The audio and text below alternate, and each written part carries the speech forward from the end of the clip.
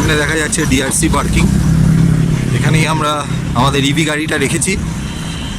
এখান থেকে গাড়িটা নিয়ে বেরিয়ে যাব। গাড়িতে আছে 69%, বলছে 99 কিলোমিটার্স যাবে।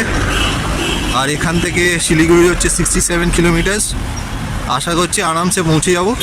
যদি অসুবিধা হয় কার্শিয়ংয়ে একটা প্রাইভেট চার্জিং স্টেশন আছে, সেখানে ঢুকে যাব। এর সেকেন্ড ফ্লোরে আমরা গাড়ি রেখেছি। এখন গাড়িটা নিয়ে বেরিয়ে যাবো ফটাফট, নাহলে একটু পরে রাস্তা জ্যাম হতে শুরু করে দেবে। ওইছে আমাদের ইভি গাড়ি দাঁড়িয়ে আছে। ইভিকে আমরা যেখানে ফেলে গেছিলাম সেখানেই সে আছে। এটাই সবচেয়ে সেফ পার্কিং। সে যদি গাড়িটা বের করবে আমরা চলে যাব। আমরা দার্জিলিং থেকে বেরিয়ে পড়েছি। এখন সকাল 7:30 বাজে।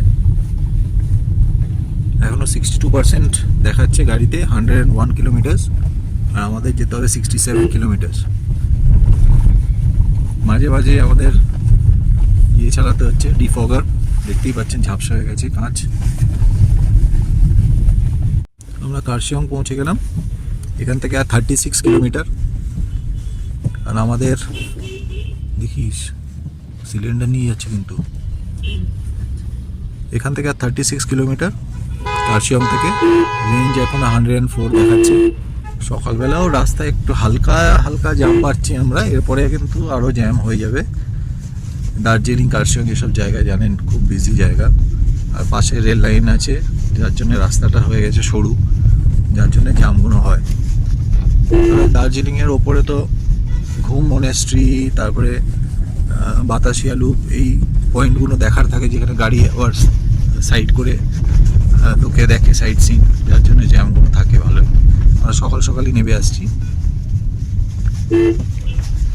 এই যে আমরা দার্জিলিং থেকে নামলাম, প্রথমে যেহেতু আপহিল ছিল একটু 9% মতো খরচা হলো। তারপরে কিন্তু আর পার্সেন্টেজ কমেনি। প্রায় 20-25 কিলোমিটার আমরা চলে এসেছি। গাড়ির পার্সেন্টেজ সেই 58%ই রয়ে গেছে, বরঞ্চ কিলোমিটার বেড়ে গেছে। এইটাই এই ইভি গাড়ির রিগেন, যেটা বলি আমরা, ওর রিগেন হয় কিলোমিটার। সেটা দারুণ কাজ করলো পাহাড়ে।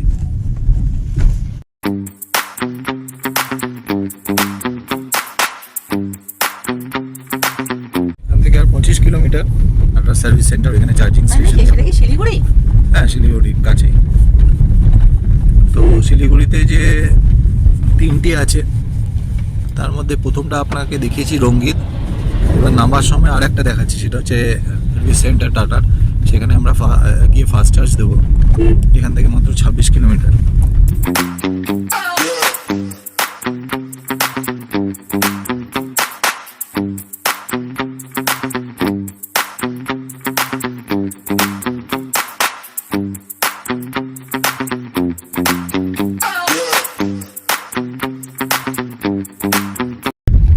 সে যদি চালাচ্ছে কলকাতা থেকে কালিম্পং, কালিম্পং থেকে লাভা, লাভা থেকে লামাডালা, লামাডালা থেকে পেশক, পেশক থেকে দার্জিলিং, দার্জিলিং থেকে কার্শিয়ং। এবার আমরা শিলিগুড়ি নামছি। মানে পুরো নর্থ বেঙ্গল চালিয়ে দিল ইভি গাড়ি নিয়ে। এর আগে আমার মনে হয় না কেউ করেছে বলে, ফার্স্ট। সে যদি এটা বিশাল বড় অ্যাচিভমেন্ট। আর আমরা এই ট্যুরটা থেকে অনেক কিছু শিখছি, অনেক কিছু। আপনাদের ইভি গাড়ি নিয়ে কোনো পাহাড়ে যাওয়ার কোনো কোয়ারি থাকলে আপনি আমাকে ইউটিউবে কোয়েশ্চেন করবেন, কমেন্ট করবেন, আমরা তার উত্তর দেওয়ার চেষ্টা করব। আমরা শিলিগুড়ি খুব কাছে, আর 30 মিনিট, মোটামুটি আর 14 কিলোমিটার্স। আমরা যখন শুরু করেছিলাম দার্জিলিং থেকে, তখন আমাদের ছিল 68%, আর দেখাচ্ছিল 99 কিলোমিটার। এখন কিন্তু এতক্ষণ আসার পরেও 68% দেখাচ্ছে, আর 132 কিলোমিটার এখনো যাবে গাড়ি। এটাই হচ্ছে রিজেনারেটিভ ব্রেকিং এর কায়দা, যার জন্য এটা সম্ভব হয়েছে। আমরা রিজেন 3 দিয়ে নেমেছি পুরো পাহাড় থেকে। পার্সেন্টেজ তো কমেই নি, বরঞ্চ পার্সেন্টেজ আর কিলোমিটার আরও রেঞ্জ বেড়ে গেছে। এই আমরা পৌঁছে গেছি লেক্সিকান মোটরস, টাটা মোটরসের লেক্সিকান মোটরস মাটিগড়া। এখানে আমরা ফাস্ট চার্জ দেবো। খুব সুন্দর এলাম দার্জিলিং থেকে স্ট্রেট। দার্জিলিং শুরু করেছিলাম 68%-এ, হ্যাঁ, দার্জিলিং থেকে শুরু করেছিলাম 68%, 99 কিলোমিটার, এখানে পৌঁছে এখনও 68%, 154 কিলোমিটার এখনও যাবে। তো পুরো রিজেনারেটিভ ব্রেকিংয়ে কোনো পার্সেন্টেজ না লস করে চলে এলো। ভাবুন, দার্জিলিং থেকে এখানে 60 কিলোমিটার, এত ইউজফুল গাড়ি। হ্যাঁ, এই গাড়ি তো পুরো মানে অবাক করে দিচ্ছে না, এতটা এলো সেম পার্সেন্ট। হ্যাঁ, কি করে? আমরা শিলিগুড়ি ছাড়িয়ে বেরিয়ে পড়েছি, একটু ম্যাগিটাকে খেয়ে নিলাম, গাড়িটাকে চার্জ দিয়ে দিলাম শিলিগুড়িতে। এবার আমরা যাব ডালখোলা। আমার যায় বেলা, বয়ে যায় বেলা। আমরা কিষানগঞ্জ পার করে গেছি। মাঝে মাঝে আস্তে আস্তে যায়। আমরা কিষানগঞ্জ পার করে গেছি। ওটা ব্রিটিশ, এটা কি বলা যায়? আমরা কিষানগঞ্জ পার করে গেছি, এবার ডালখোলার দিকে।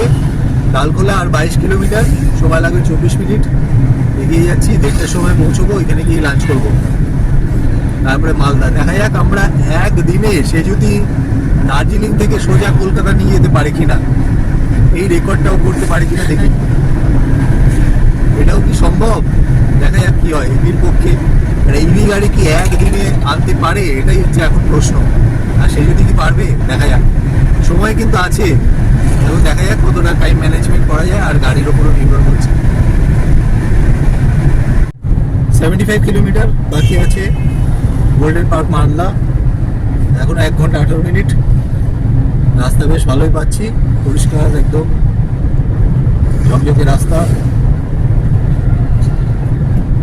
আর মোটামুটি স্পিড আমরা 80 মেনটেন করে চলেছি। 84 90 হয়ে যাচ্ছে, আর 90 হয়ে যাচ্ছে, কিন্তু অ্যাভারেজ 80 আছে, ঠিকঠাক যাচ্ছি আমরা।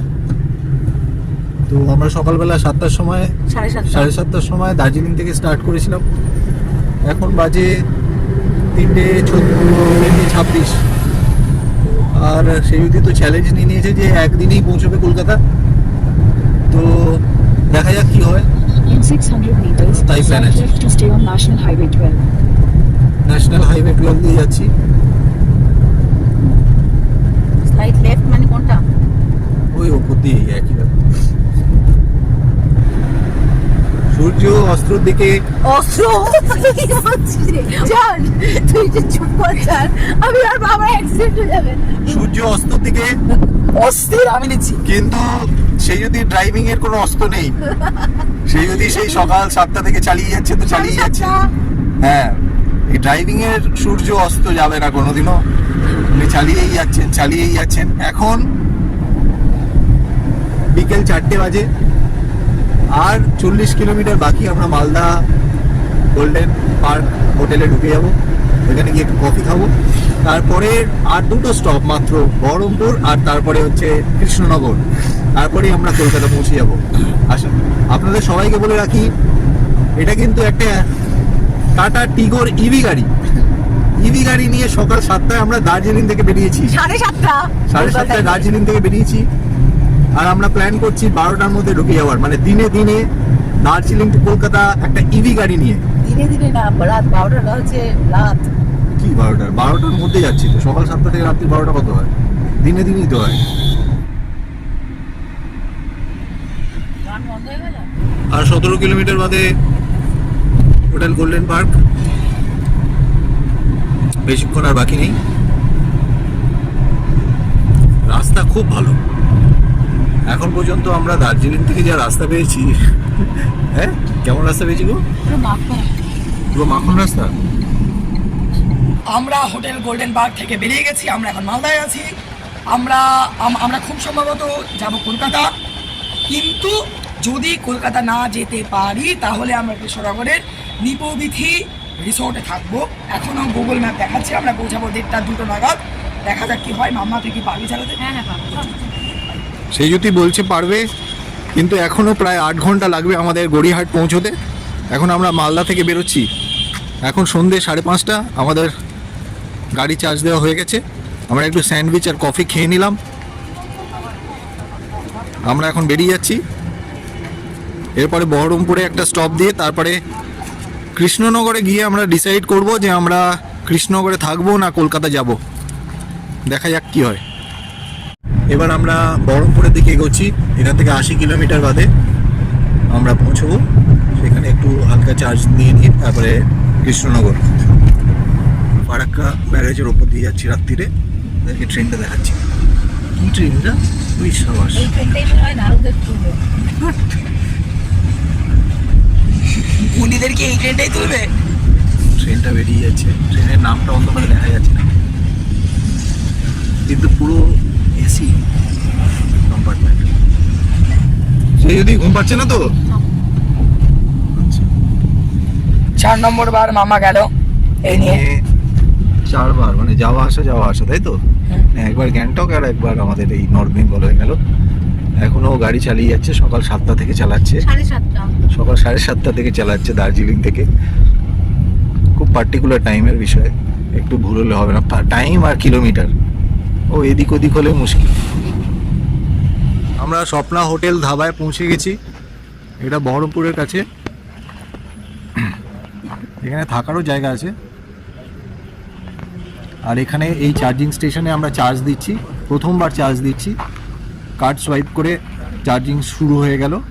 এখানে 15 মিনিট চার্জ দিয়ে আমরা নিপবিতিতে গিয়ে ডিনার করব।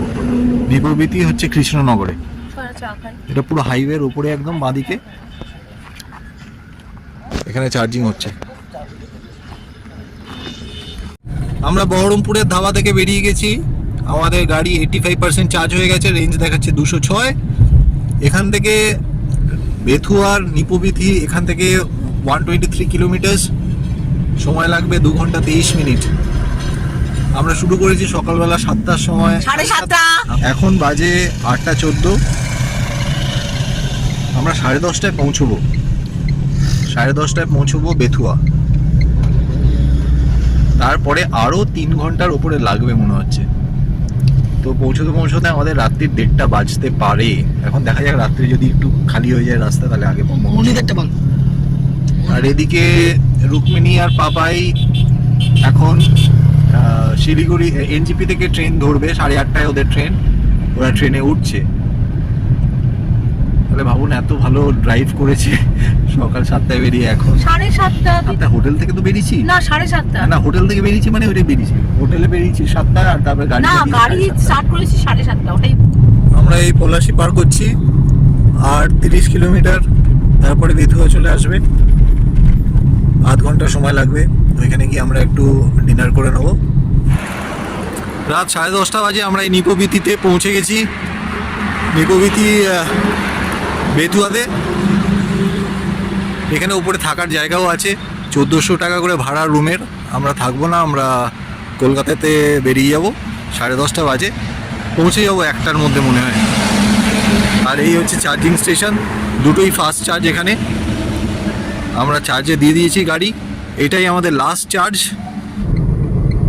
রাস্তায় খুব ফগ, আমরা এখন কৃষ্ণনগরের কাছাকাছি। কলকাতা পৌঁছতে সময় লাগবে 2 ঘন্টা